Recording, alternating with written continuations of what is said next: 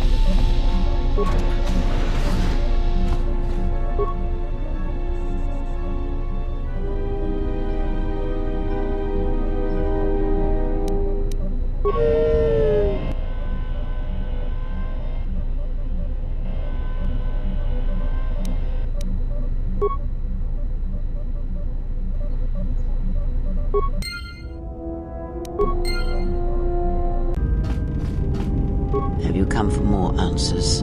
There is little more left to give.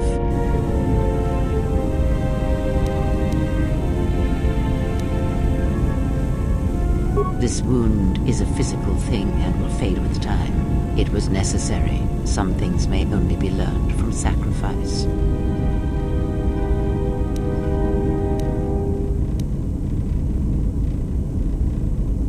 I do not know. I fear that the consequences would have been more extreme.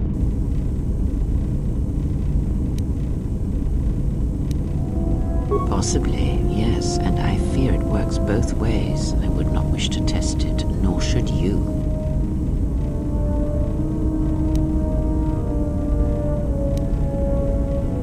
When battle is upon us, I suspect our minds are prepared enough to shield each other from the pain. I think we shall not have a repeat incident of what happened at Paragas. I confess its nature eludes me as well, but the bond is strong, and its roots run deep. It seems the Force flows easily between us. When one of us manipulates the Force to heal or strengthen ourselves, the other is aided as well.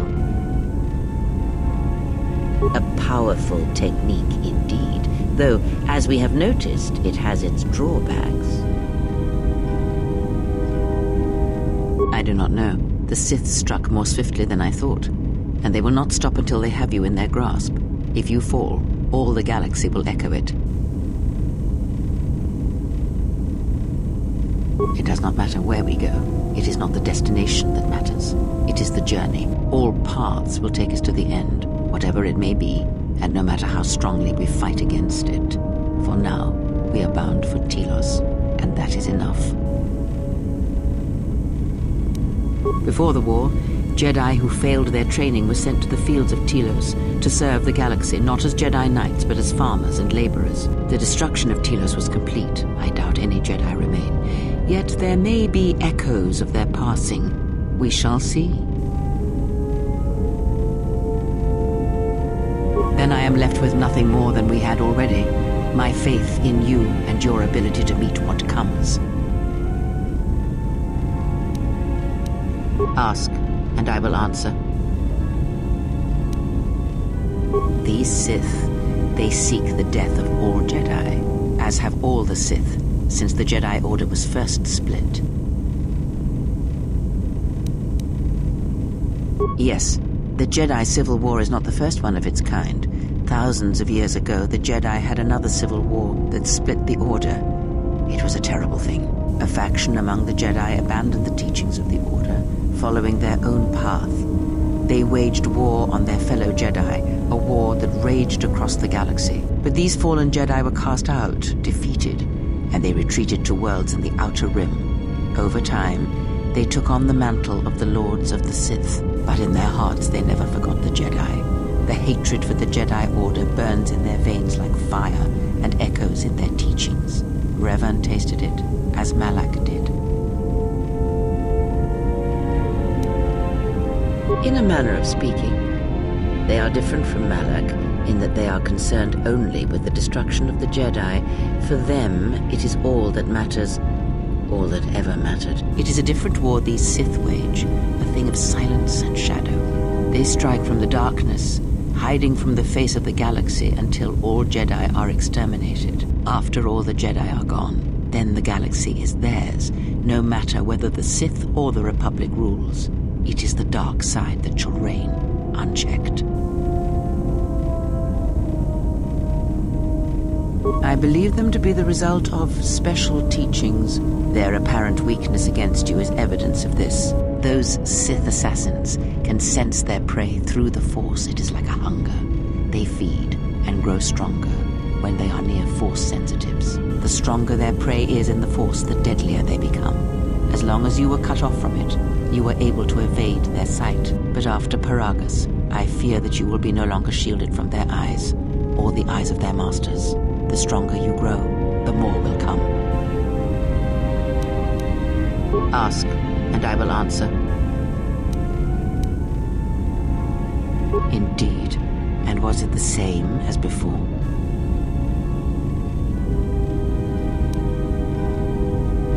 If my suspicions are correct, perhaps the damage the Jedi Council did was not as permanent as they thought. It is not an easy thing to cut one off from the Force.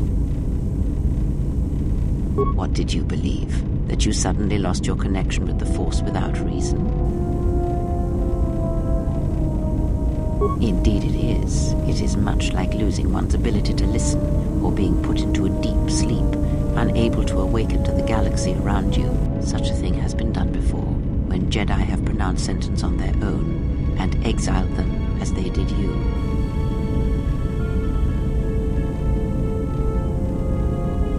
If not the Jedi, then what did you think was the cause of such a loss?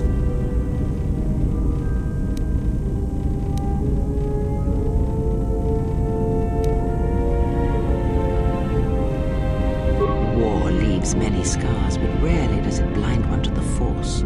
If anything, conflict and challenge may make the connection stronger, more intense. No matter what horrors you experienced in the war, no matter who you served, it is unlikely that the Force would be lost to you unless another factor was involved. It is possible that such a thing can be undone. Still, even so, the chances of the Jedi undoing such a thing for a traitor is a slim thing at best, assuming they yet live. Our link may have had other consequences. Perhaps you can hear the Force again, distantly, through me. If so, then there is hope. I may be able to teach you, train you to feel the Force again. And if you will not allow me to help you, then other Jedi must train you, or undo the damage they have done. Do not honor me Do that, and perhaps we shall survive this thing, you and I. I offer to train you to become strong again, to know the ways of the Force, and to hear the Force sing within you as it once did. Then our training shall begin. Whenever I travel with you, I shall impart what I can to you through my words and presence. Ask, and I will answer. Much has happened in the galaxy in your absence, and since the defeat of the Mandalorians at Malachor 5. It is a tale you already know well. Almost a decade ago, the Mandalorians began preying on the Republic, bringing the fires of war to many planets along the Outer Rim. Their predations continued, winning victory after victory, until the Republic finally begged the Jedi Council for aid. Indeed, the Jedi Council counseled caution and patience to assess the Mandalorian threat as the Outer Rim burned. 2 Jedi Knights, Revan and Malak, defied the Jedi Council. They challenged the Mandalorian fierceness and brutality on the battlefield with a viciousness of their own. Revan's entrance into the conflict marked the true beginning and end of the war. It was Revan who drove the Mandalorians back into the unknown regions. Yes, I have heard tales of Malachor 5 and Revan's part in it. I know you served there in that final battle. It must have been a terrible thing. You speak the truth. The war's end was merely another beginning, and what seemed a victory for the Republic was far from it. Many believed the Mandalorians defeated Malachor 5, but the Mandalorians taught the Jedi much through battle, and so it was that Malak, Revan, and the Jedi that followed them discovered their true natures in the Mandalorian Crusade. But you know this. Consumed them? No. Taught them. Defined them? Yes. As Revan and Malak fought the Mandalorians in battle after battle, they grew to despise weakness, just as the Mandalorians did. In the end, the Mandalorians had taught them through conflict, shaped the Jedi, and turned them into a weapon against the Republic. Revan and Malak, and all the Jedi that served them, turned against the Republic and the Jedi Order. Jedi fought Jedi. Revan was ambushed by the Jedi and captured. Malak continued to wage war in his master's place, inflicting terrible wounds on the Republic. Wounds that bleed still. As all Sith do without a strong enemy, the Sith turned on each other. Revan escaped the Jedi and returned to finish Malak, and that was the end of the Jedi Civil War. After defeating Malak, Revan left the Republic, and there are none who know where he has gone. It is said that the Sith remnants turned on themselves after Revan defeated Malak, reducing Korriban to ruin as the Republic still bleeds and struggles for life. Where Revan wanders now, I do not know. It would seem that way from a certain point of view, perhaps. The Jedi Civil War left wounds that have yet to heal. We shall see if the Republic has the strength to survive.